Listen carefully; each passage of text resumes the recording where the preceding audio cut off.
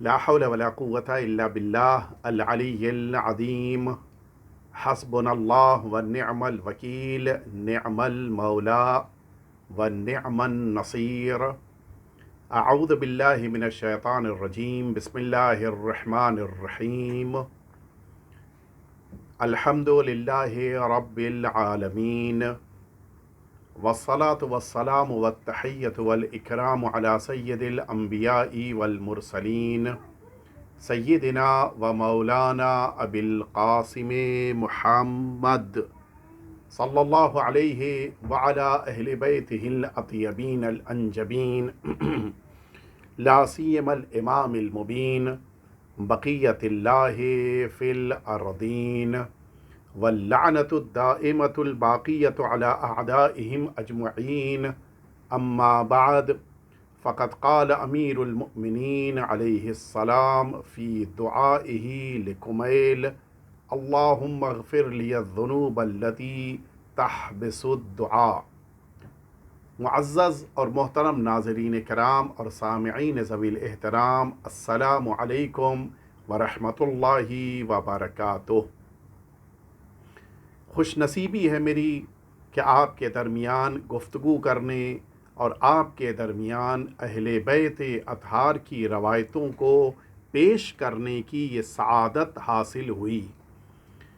میں نے ان دنوں کے لیے جو آپ کے درمیان گفتگو کرنے کا موضوع انتخاب کیا ہے وہ ان گناہوں کے تذکرے کا ہے کہ جن گناہوں کی بنا پر انسان کی دعائیں زمین کی وادی میں رک جاتی ہیں اور اللہ کی بارگاہ تک نہیں پہنچ پاتی.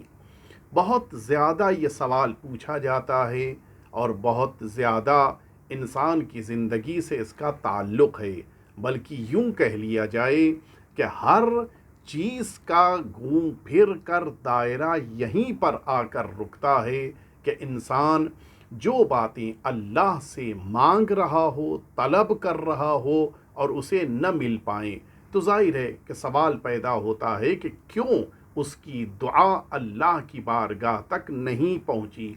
وجہ کیا ہے کہ انسان کی دعائیں اس کی زبان ہی تک رہ جاتی ہیں اور رب العزت کی بارگاہ تک نہیں پہنچ پاتی. سرکار امیر المؤمنین حضرت علی ابن ابی طالب علیہ السلام نے اس مشہور اور معروف دعا کہ جس کو ہم شبہائے جمعہ پڑھتے ہیں، دعائے کمیل، کہ جس کو جناب کمیل کو تعلیم فرمایا تھا اور انہی کی بنا پر یہ دعائے کمیل کہلائی. اس دعا میں میرے آقا نے، میرے مولا نے ایک جملہ فرمایا ہمیں تعلیم دیتے ہوئے کہ اللہم اغفر لی الذنوب التی تحبس الدعاء، پروردگار میری ان گناہوں کو معاف کر دے کہ جن گناہوں کی بنا پر میری دعائیں رک جاتی ہیں، حبس ہو جاتی ہیں، قید ہو جاتی ہیں اور پھر وہ بلندیوں تک، وہ بارگاہ رب العزت تک، وہ مقبولیت تک نہیں پہنچ پاتی. ظاہر ہے نہ میں جانتا ہوں نہ دنیا میں کوئی اور عام انسان جانتا ہے کہ وہ کون سے گناہ ہیں کہ جن کی بنا پہ دعائیں رک جاتی ہیں اور اللہ تک نہیں پہنچ پاتی. یہ وہی بتا سکتی ہیں شخصیتیں جو اسی گھرانے سے ہوں جس گھرانے میں امیر المؤمنین نے اس دعا کو تعلیم فرمایا. انہی کے گھرانے کی ایک فرد ہمارے اور آپ کے آقا اور مولا امام سجاد علیہ السلام نے ایک مشہور حدیث میں یہ بات فرمائی کہ وہ گناہ کہ جن کی بنا پر انسان کی دعائیں قبول نہیں ہوتی وہ 7 گناہ ہیں. اب ظاہر ہے ہر دعا سے پہلے ہمیں یہ غور کرنا ہے کہ ان 7 میں سے کوئی ہمارے اندر تو نہیں ہے. ہر دعا کو اللہ کی بارگاہ میں پیش کرنے سے پہلے ہمیں اس سلسلے میں غور سے سوچنا ہے کہ کہیں ایسا تو نہیں کہ پروردگار کی بارگاہ تک جس دعا کو ہم پہنچانا چاہ رہے ہیں وہ دعا ان 7 میں سے کسی عمل کی بنا پر رک رہی ہے. ان گناہوں کی بنا پر میری دعا میری زبان کی دنیا سے آگے بڑھ کر رب العزت کی بارگاہ تک نہیں پہنچ پا رہی ہے۔ بالخصوص شب قدر کے اعمال کے انجام دیتے وقت ہمیں توجہ دینی ہے۔ بالخصوص اب جب شب قدر گزر گئی، ہمیں یہ سوچنا ہے کہ کہیں ایسا تو نہیں کہ جن دعاؤں کو ہم نے پیش کیا تھا وہ رب العزت نے صرف اس لیے قبول نہیں کیا کہ درمیان میں رکاوٹ تھی، درمیان میں ایک ایسی شے حائل تھی جو ہمارے گناہ کی شکل میں تھی۔ مولا فرماتے ہیں، ہمارے آقا اور مولا چوتھے امام، وَالذُّنُوبُ الَّتِي تَرُدُّ الدُّعَاء، وہ گناہ ہیں کہ جن کی بنا پر انسان کی دعا روک لی جائے، انسان کی دعا ٹھکرا دی جائے، انسان کی دعا حبس ہو جائے اور اللہ کی بارگاہ تک نہ پہنچ پائے۔ وہ 7 عدد گناہ، جن میں سے پہلا گناہ میرے آقا فرماتے ہیں سوء النیہ، سب سے پہلا گناہ جو انسان کی دعاؤں کو روک لیتا ہے، وہ گناہ ہے انسان کا نیتوں کی دنیا میں ایک خراب نیت، ایک بری نیت، ایک بیکار نیت کو اختیار کرنا۔ کبھی کبھی انسان، دیکھیں، انسان کا نقصان تب تک نہیں ہے، انسان پر عذاب پروردگار کی شکل میں جو سب سے بڑا نقصان ہے وہ تب تک نہیں ہے جب تک بندہ برائی انجام نہ دے لے۔ یہ پروردگار کی طرف سے انسانوں پر رحمت ہے کہ پروردگار اچھائیوں کے ارادے پر جزا دیتا ہے لیکن برائیوں کے ارادے پر سزا نہیں دیتا۔ ارادہ اگر انسان نے اچھے کام کا کر لیا تو اس اچھے کام کے ارادے کی بنا پہ پروردگار کی بارگاہ سے انسان کو عمل کرنے سے پہلے بھی اجر ملتا ہے، لیکن برائیوں کے سے متعلق یہ لطف پروردگار ہے کہ انسان اگر برائی کا صرف ارادہ کر رہا ہے تو خدا کبھی عذاب نہیں کرتا۔ پروردگار جب تک وہ گناہ انجام نہ دے لے تب تک اس انسان پر عقاب پروردگار، عذاب پروردگار نہیں آتا۔ لیکن یہ جو اس نے برائی کی نیت کی، یہ جو برائی کے بارے میں سوچا، اس کا نتیجہ یہ ہوتا ہے کہ پروردگار اس کی دعاؤں کو قبول نہیں کرتا، اس کی دعائیں روک لی جاتی ہیں، اس کی دعا رد کر دی جاتی ہے، اس کی دعا ٹھکرا دی جاتی ہے اگر ہمارے ارادوں میں، ہماری نیتوں میں کسی برائی کو پروردگار دیکھ لیتا ہے۔ اسی لیے پروردگار کے رسول حضور ختمی مرتبت حضرت محمد مصطفیٰ صلی اللہ علیہ وآلہ وسلم نے جناب ابو ذر سے یہ فرمایا تھا کہ یا ابا ذر، اے ابو ذر، ہم میں بالحسنہ، کوشش کرو کہ اچھائیوں کے انجام دینے کا ارادہ کرو، نیکیوں کے لیے کوشش کرو، وَإِن لَمْ تَعْمَلْهَا، اگرچہ تم ارادہ کرنے کے بعد انجام نہ دو، نیت اچھی ہونی چاہیے، لِكَيْ لَا تُكْتَبْ مِنَ الْغَافِلِينَ، تاکہ پروردگار تمہیں غفلت کرنے والوں میں نہ لکھ دے۔ اس کے معنی ہے اگر خود کو غافلین سے بچانا ہے تو پھر انسان کو کوشش کرنی ہے کہ ارادے اچھے کام کے ہونے چاہیے، نیت میں اچھے کام شامل کر لے انسان، یہی انسان کے لیے سب سے بڑی چیز ہے۔ جو 5 نقصانات بیان کیے گئے ہیں انسان کے برے ارادے کے، ایک سب سے بڑا جو نقصان تھا وہ تو میں نے عرض کیا کہ انسان کی دعائیں پروردگار کی بارگاہ تک نہیں پہنچتیں، جیسا کہ ہمارے آقا اور مولا نے فرمایا۔ اس کے علاوہ دوسرا نقصان فرمایا سرکار امیر المؤمنین حضرت علی ابن ابی طالب علیہ السلام نے کہ سوء النیہ داء دفین، ایک ایسی برائی بیماری کی شکل میں ہے بری نیت اور برا ارادہ کہ جو انسان کے لیے کبھی مداوع نہیں آنے دیتا، جس کا کوئی علاج نہیں مل پاتا، پھر یہ انسان کے ساتھ ہمیشہ رہتی ہے۔ مشکل کیا ہے؟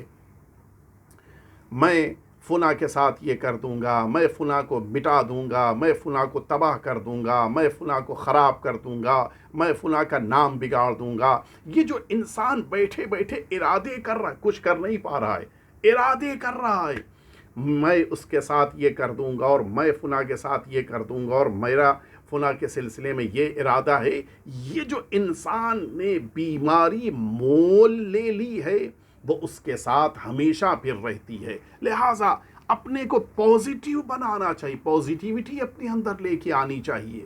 یہ نگیٹیوٹی انسان کو تباہ و برباد کر دیتی ہے. میں فلاں کے ساتھ یہ کر دوں گا، آپ کر تو نہیں پائے، اپنے کو تباہ کر لیا. میں فلاں کے سلسلے میں یہ ارادہ رکھتا ہوں، آپ وہ ارادہ نہیں پورا کر پائے، لیکن اپنے کو آپ نے تباہ نہ، وہ تو تباہ و برباد نہیں ہوا، خود انسان نے اپنے کو تباہ کر لیا. مولا فرمانے یہ بیماری ہے، یہ مرض ہے، اس کو دور کرنے کی ضرورت ہے. دوسرا نقصان فرمائے کہ عند فساد النیہ ترتفع البرکہ. انسان کے وہاں سے برکت ہی ختم ہو جاتی ہے. نیتیں بری ہوتی جائیں، برکت مٹتی جائے گی.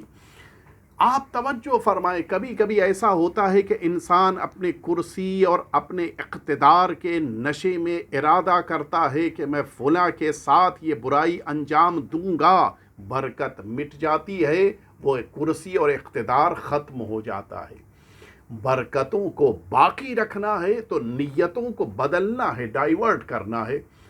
یہ نہ ارادہ کیجئے کہ میں اس وقت کرسی کے پا جانے کے بعد فلاں کے ساتھ یہ برائی کروں گا، بلکہ یہ ارادہ کیجئے کہ اب میں صاحب اقتدار ہو گیا ہوں تو دوسروں کے ساتھ احسان کروں گا، دوسروں کے ساتھ نیکی کروں گا، دوسروں کے ساتھ اچھا سلوک کروں گا. نتیجہ کیا ہوگا؟ جو کرسی 2 سال کے لیے تھی وہ 4 سال کے لیے بچ جائے گی، جو 4 سال تک ساتھ رہنے والی تھی وہ 8 سال تک ساتھ رہے گی.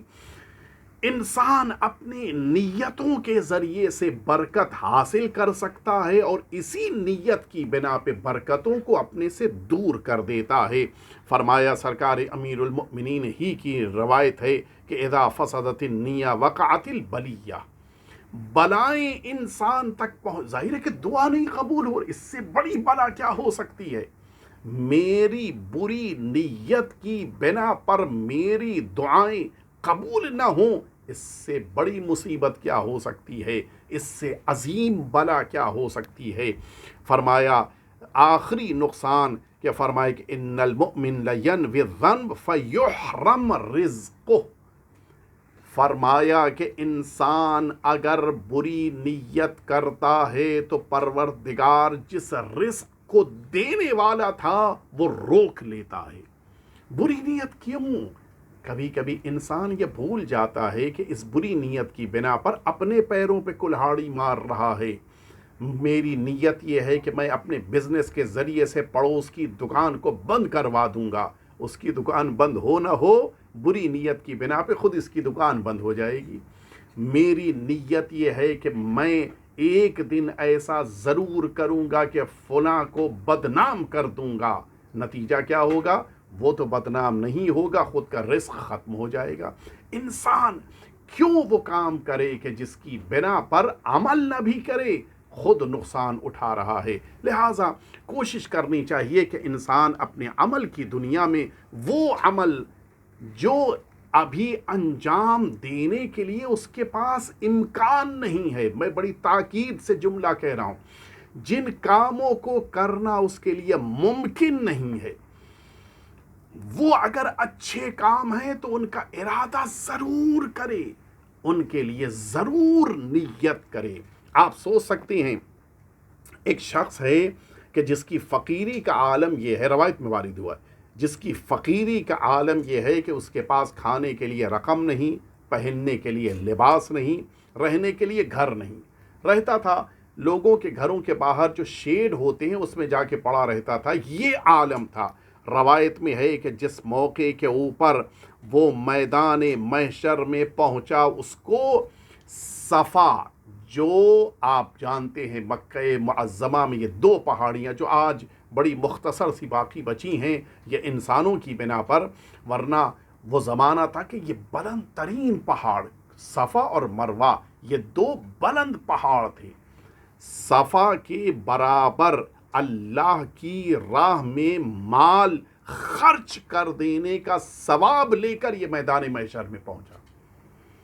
آپ سوچ سکتے ہیں جو خود نہ کھا پاتا ہو اس کو اتنا ثواب مل رہا ہے کہ صفا کے برابر اس نے چیریٹی کی ہے، صفا کے برابر لوگوں کو کھانا کھلایا، صفا کے برابر مال خرچ کیا لوگوں کے لباس پر، صفا کے برابر مال خرچ کر دیا لوگوں کو آباد کرنے میں۔ اتنا زیادہ اس کو ثواب کیوں ملا؟ صرف ایک وجہ سے، جس موقع کے اوپر پہلی نظر اس کی اس صفا پہاڑی پر پڑی، بڑی اونچی پہاڑی، اچانک اس نے یہ نیت کی، اچانک اس کے ذہن میں یہ تصور پیدا ہوا کہ پروردگار اگر میرے پاس اس صفا کی پہاڑی کے برابر سونے چاندی کی اشرفی ہوتی تو میں کیا کرتا؟ ظاہر ہے کہ میں اس وقت شہر ممبئی میں ہوں تو یہاں پہ میں کہتا کہ مثلاً انسان اس موقع پہ یہ نیت کرتا کہ 5 دن سے اچھا کھانا نہیں کھایا ہے، دہلی دربار سے بہترین کھانا منگا کے میں کھا لوں گا، شالیمار سے وہاں سے آرڈر کر کے بہترین کھانا، یہی تو انسان نیت کرتا ہے۔ سنیں گے آپ اس بندے پروردگار نے کیا نیت کی؟ وہ نیت کرتا ہے کہ میرے پروردگار اگر اس صفا کی پہاڑی کے برابر مجھے سونے چاندی کی اشرفیاں مل جائیں تو میں سارے فقیروں کے درمیان بانٹ دوں گا اور ان کی فقیری کو دور کر دوں گا۔ کیا نہیں اس نے، اس کے پاس اتنا مال نہیں تھا، اس کے پاس اتنی دولت نہیں تھی، لیکن اس کا یہ ایک ارادہ تھا جس نے اس کو میدان محشر میں صفا اور مروہ کی پہاڑی کے برابر اللہ کی راہ میں مال خرچ کرنے کا ثواب دلا دیا۔ آپ نے توجہ فرمائی؟ ادھر یہ حال ہے کہ اچھائیوں کا انسان ارادہ کر لے تو پروردگار اتنا ثواب دے دے، اور ادھر وہ حال ہے کہ برائیوں کا ارادہ کر لے تو پروردگار انہی کے جیسی نیت کی بنا پر شدید طور پہ ناراض ہوتا ہے، اور اس کی بنا پر انسان کی رزق کی برکت کو بھی اٹھا لیتا ہے، جو رزق دینے جا رہا تھا اس کو بھی واپس لے لیتا ہے، اور سب سے بڑا عذاب کہ پروردگار اس کے اس قلبی ارادے کی بنا پر اس کی دعاؤں کو رد کر دیتا ہے، ٹھکرا دیتا ہے۔ آپ اسی لیے زیارت عاشورہ جس موقع کے اوپر پڑھتے ہیں اس میں ایک جملہ کہتے ہیں کہ پروردگار وہ تمام لوگ اللہم لعن العصابۃ التی جاہدت الحسین، پروردگار ان پر لعنت کہ جنہوں نے امام حسین سے جنگ کی، وشایعت اور ان ساری باتوں کو نشر کیا، وتابعت اور ان کے پیچھے پیچھے چل کر انہوں نے امام حسین پہ ظلم ڈھائے، ورضیت بہ اور وہ لوگ بھی کہ جو امام حسین کے اس ظلم پر راضی رہے، ان لوگوں پر بھی پروردگار اپنی لعنت کو نازل کرے۔ کیوں؟ آخر کیا وجہ ہے؟ وجہ یہ ہے کہ یہ لوگ ہیں کہ جو کربلا میں نہیں تھے، کربلا کے موقع پر یہ لوگ پریزنٹ نہیں تھے، وہاں پر حاضر نہیں تھے، لیکن اس وقت سے لے کے قیامت تک آنے والے جتنے افراد اگر امام حسین صلوات اللہ وسلامہ علیہ کے قتل میں شامل نہیں تھے تو قاتلان امام حسین کے عمل میں جو لوگ شریک ہوئے، جو لوگ شامل ہوئے، پروردگار انہیں بھی نہیں پسند کرتا، اور انہیں بھی جو شامل نہیں ہوئے ہیں لیکن وہ ان کے اس عمل پر راضی ہیں، پروردگار ان سے راضی نہیں ہے، ان سے خوش نہیں ہے۔ جو شمر کے عمل کو پسند کرے، شمر کے عمل پہ راضی رہے، شمر کے عمل کو دیکھ کر خاموش رہے، ان سب کو پروردگار نے لعنت کا مستحق قرار دیا ہے۔ لہٰذا اپنی نیتوں کو بدلنا ہے، اپنے ارادوں کو تبدیل کرنا ہے، بہتر ارادوں کے ساتھ، بہتر نیت کے ساتھ آگے بڑھنا ہے۔ ہم کیوں کسی کے بارے میں برا سوچیں جبکہ ابھی ہم ہی مشکلات میں گھرے ہوئے ہیں؟ کیوں ہم دوسروں کے بارے میں خراب فکر لے کر آئیں جبکہ ابھی ہمارے اندر بھی وہ چیزیں موجود ہیں کہ جن کی اصلاح کرنے کی ضرورت ہے؟ اور اسی لیے آپ اگر غور کریں اہل بیت اطہار، وہ لوگ کہ جو اہل بیت اطہار کا برا چاہتے تھے، اہل بیت اطہار ان کے سلسلے میں بھی نیک ارادے رکھتے تھے، نیک نیتی کا اظہار فرماتے تھے۔ یہی قاتل سرکار امیر المؤمنین ہے کہ جو ابن ملجم آیا ہے امیر المؤمنین کو قتل کرنے کے لیے، کیا امیر المؤمنین کو خبر نہیں ہے؟ مکمل بات معلوم ہے۔ آپ نے بیعت لیتے وقت یہ جملہ فرمایا تھا کہ اے ابن ملجم تو ہی ہے جو مجھے قتل کرے گا، پوری بات مولا کو قبول ہے، معلوم ہے۔ اس کے باوجود جو قتل کرنے آیا ہے اس کے ساتھ حسن سلوک، اس کے ساتھ ہدایت کا جذبہ یہ ہے کہ جس موقع کے اوپر اپنی شہادت سے قبل امیر المؤمنین مسجد میں داخل ہوئے ہیں، اسی ابن ملجم کو سوتے ہوئے دیکھا، عبد الرحمن ابن ملجم کو، اور اٹھا کر یہ فرمایا کہ اٹھو نماز کا وقت آ گیا ہے۔ ہدایت، مولا اپنے ارادے سے اس تک ہدایت پہنچا رہے ہیں، اور وہ ہے کہ جو امیر المؤمنین کو قتل کر رہا ہے۔ ہم کس کے پیرو ہیں؟ ہم کس کی پیروی کرتے ہیں؟ ہم کس کے فالوور ہیں؟ ہم امیر المؤمنین کے فالوور ہیں، ہم امام حسین صلوات اللہ وسلم علیہ کے فالوور ہیں، ہم سیدہ عالمیان صدیقہ طاہرہ صلوات اللہ وسلم علیہ کے فالوور ہیں، ہم رسول اللہ صلی اللہ علیہ وآلہ وسلم کے فالوور ہیں۔ انہوں نے اپنے دشمنوں کے حق میں بھی اچھی نیت رکھی۔ ہمیشہ رسول اللہ بھی حتیٰ دشمنوں کے لیے دعا کرتے تھے کہ پروردگار ان کو ہدایت دے دے، پروردگار ان کو جنت کی طرف جانے کی توفیق دے دے، پروردگار ان کو دائرہ ایمان میں لے کر آ جائے۔ یہ کیوں؟ صرف اہل بیت اطہار یہی سکھانا چاہ رہے ہیں کہ تمہاری نیتیں، تمہارے ارادے نیک ہونے چاہیے۔ آپ سنیں گے جنگ ہو رہی ہے اور امیر المؤمنین صلوات اللہ وسلم علیہ جنگ جمل میں اپنے دشمنوں کے سامنے موجود ہیں، بڑی شدید جنگ ہو رہی ہے، اور اس جنگ میں آ کر امیر المؤمنین کا ایک چاہنے والا مولا کی خدمت میں آیا اور حاضر ہو کر کہتا ہے کہ مولا یود حضور اخیہ لیشہد نصر اللہ علی اعدائہ، وہ یہ چاہتا تھا کہ کاش کہ اس کا بھائی جو اس موقع کے اوپر شام گیا ہوا تھا، وہ تمنا کر رہا تھا کہ مولا کاش میرا بھائی بھی اس وقت ہوتا اور دیکھتا کہ کس طرح سے آپ کے دشمن ذلیل اور رسوا ہو رہے ہیں۔ دیکھیے یہ تمنا بھی ہونی چاہیے، یہ ایک الگ دنیا ہے، یہ ایک الگ گفتگو ہے۔ ہمارے ارادے کیا ہونے چاہیے میں اس کی گفتگو کر رہا ہوں، لیکن دشمنان اہل بیت اطہار کی رسوائی اور ذلت یہ تو یقیناً ہم سب کی دعاؤں میں بھی شامل ہے، اور اس کو ہونا چاہیے۔ مولا کاش میرا بھائی اس وقت ہوتا اور دیکھتا کہ کس طرح سے آپ کے دشمن ذلیل اور رسوا ہو رہے ہیں۔ مولا نے فرمایا کہ احوا اخیک معنا، کیا تمہارا بھائی یہ تمنا رکھتا تھا کہ ہمارے ساتھ رہے؟ دیکھیے وہی نیک ارادہ، نیت کا اچھا ہونا۔ احوا اخیک معنا، کیا تمہارا بھائی یہ تمنا رکھتا تھا کہ ہمارے ساتھ ہو تو ہماری رکاب میں جنگ کرے اور ہمارے ساتھ رہ کر دشمنوں پہ حملہ کرے؟ کہتا ہے مولا آپ کا عاشق ہے، مولا آپ کا فدوی ہے، آپ کا شیعہ ہے۔ مولا فرماتے ہیں جب اس نے کہا نام، ہاں مولا بہت چاہتا تھا آپ کو، بہت پسند کرتا ہے آپ کو، مولا نے فرمایا کہ فقد شہدنا، تم سوچ رہے ہو کہ وہ شام میں ہے، ہم اس وقت اس کو اپنے لشکر میں دیکھ رہے ہیں۔ نیت کی بنا پر وہ دور ہونے کے باوجود صرف امیر المؤمنین کے لشکر میں رہنے کی تمنا رکھتا ہے، ہم اس کو فقط شہیدنا، ہم اس کو اپنے لشکر میں دیکھ رہے ہیں۔ وَلَقَدْ شَهِدْنَا فِي عَسْكَرِنَا هَذَا، اور صرف یہیں پر مولا خاموش نہیں ہوئے، فرماتے میں اپنے اس لشکر میں ان لوگوں کو بھی آج دیکھ رہا ہوں، جو اقوام، جو بہت سے لوگ آنے والے ہیں، جو آج فی اصلاب الرجال و ارحام النساء، جبکہ آج یہ لوگ دنیا میں نہیں ہیں، وہ اپنے والد کے صلب میں ہیں یا اپنی ماں کے شکم میں ہیں، جو ابھی دنیا میں بھی نہیں آئے ہیں، لیکن ایسے میرے چاہنے والوں کو آج میں اپنے اس لشکر میں اپنے ساتھ دیکھ رہا ہوں۔ کیا معنی ہے؟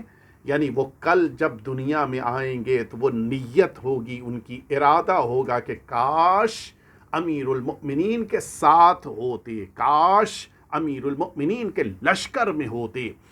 آج میں ان مستقبل میں آنے والوں کو بھی اپنے لشکر میں دیکھ رہا ہوں۔ اب آپ سمجھے کیوں بار بار یہ تاکید کی گئی کہ انسان یہ جملہ کہے کہ یا لیتنی کنت معکم فافوز معکم۔ امام حسین، مولا آقا کاش ہم آپ کے ساتھ ہوتے اور کاش ہم آپ کے ساتھ دشمنوں سے جنگ کرتے۔ یہ تمنا کیوں کرنے کے لیے کہا گیا؟ اس لیے کہ آج تم اچھی نیت کرو گے، تمہیں امام حسین کے ساتھ رہنے والوں کا اجر ملے گا۔ انسان کو اپنی نیت کو بہتر سے بہتر بنانا چاہیے، اور یہ جو حسن نیت ہے وہ سب کے ساتھ ہونی چاہیے۔ اور اس درمیان ایک جملہ میں عرض کروں کہ علامہ مجلسی علیہ رحمت اور رضوان نے ایک جملہ لکھا ہے۔ انہوں نے لکھا ہے کہ کبھی کبھی انسان غلط نیت رکھتا ہے اس ذات کے بارے میں کہ جس نے اسے پیدا کیا ہے۔ اللہ اکبر! سب سے عجیب مرحلہ ہے۔ انسان اپنے پروردگار کے بارے میں غلط نیت رکھتا ہے، اپنے مالک کے بارے میں جو فکر اس کے ذہن میں ہے وہ خراب فکر ہے۔ انہوں نے تقریباً 5-6 مثالیں لکھی ہیں کہ جہاں پر انہوں نے یہ پوائنٹ آؤٹ کیا ہے کہ انسان اپنے خدا کے بارے میں کیا غلط سوچتا ہے۔ انہوں نے ایک پہلی مثال لکھی ہے کہ انسان یہ سوچتا ہے ابھی شب قدر گزری ہے، شب قدر میں ہم سب نے توبہ اور استغفار کیا، یہ فکر بھی ذہنوں میں کبھی کبھی پیدا ہوتی ہے۔ علامہ مجلسی نے لکھا کہ یہ فکر انسان کی اپنے رب کے بارے میں غلط ہے کہ وہ یہ سوچتا ہے کہ مجھے تو اللہ معاف نہیں کر سکتا۔ کیوں بھائی، کیوں نہیں معاف کر سکتا؟ یہ غلط نیت اللہ کے بارے میں کرنا بیجا بات ہے۔ علامہ مجلسی نے کہا یہ کام نہیں کرنا چاہیے۔ میں جلدی عرض کر دوں اس لیے کہ میرا وقت پورا ہو رہا ہے۔ انہوں نے دوسری بات کہی کہ انسان کبھی کبھی اپنے پروردگار کے بارے میں یہ غلط فکر لے کے آتا ہے کہ نہیں، سب کی دعا قبول، میری تو نہیں قبول ہو سکتی۔ یہ جو فکر ہے انسان کی کہ میری دعا قبول نہیں ہو سکتی، یہ اللہ کے بارے میں بیجا فکر ہے۔ اس کو ذہنوں سے نکالنے کی ضرورت ہے۔ جس طرح سے وہ فکر بیجا ہے کہ بس میری ہی قبول ہوگی، وہ بھی بیجا ہے، اور ادھر سے یہ فکر کہ نہیں میری دعا قبول نہیں ہو سکتی، یہ بھی بیجا ہے۔ دونوں چیزوں میں انسان کو بیلنس رکھنا چاہیے۔ اور تیسرا انہوں نے لکھا کہ انسان یہ سوچتا ہے کہ نہیں میرے اعمال تو قبول نہیں ہو سکتے۔ نہیں، انسان کو یہ نہیں سوچنا چاہیے۔ اپنے عمل کو بہتر سے بہتر بناؤ، اور اس امید کے ساتھ کہ میرا پروردگار میرے عمل کو قبول کر لے گا، نیتوں کو صاف کرو۔ اس کے بعد ایک اور بری نیت انسان کے ذہن میں پیدا ہوتی کہ نہیں خدا میری مدد تو نہیں کرے گا۔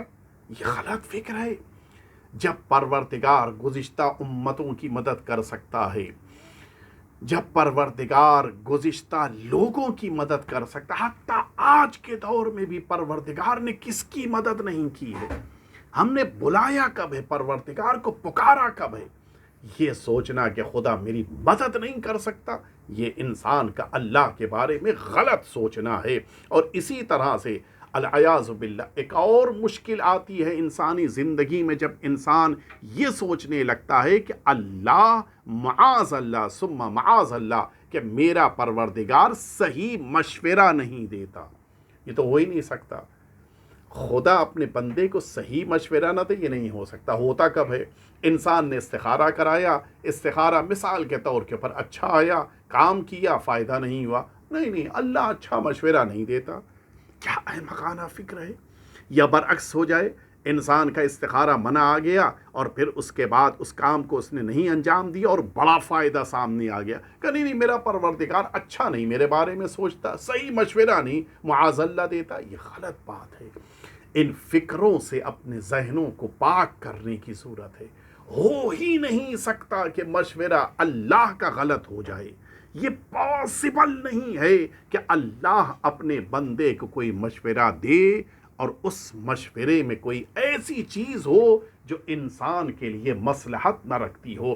لہٰذا بہرحال بقیہ باتیں میں چھوڑتے ہوئے آگے بڑھ کر یہ جملہ عرض کرنا چاہوں گا کہ انسان کو ہمیشہ اپنے پروردگار پہ بھروسہ رکھنا چاہیے، کبھی پروردگار کے بارے میں غلط فکر لے کر نہیں آنا چاہیے، اور یہ بات سمجھنا چاہیے کہ پروردگار نے انسانوں کی اگر ہدایت کی ہے تو پھر اس سے بہتر کوئی ہدایت نہیں ہو سکتی.